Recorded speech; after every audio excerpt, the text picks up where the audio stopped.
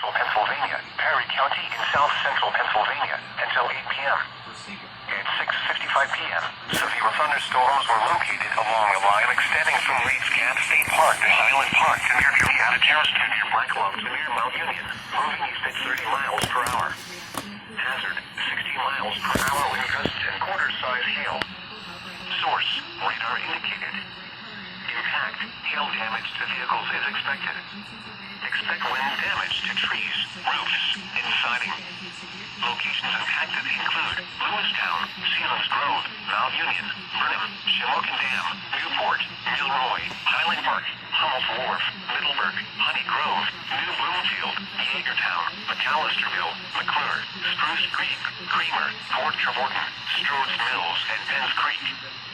For your protection, move to an interior room on the lowest floor of a building.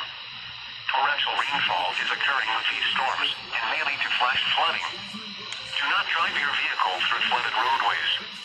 Repeating, a severe thunderstorm warning has been issued until 8 p.m. for the following counties: Huntington, Juliana, Midland, Perry, and Snyder.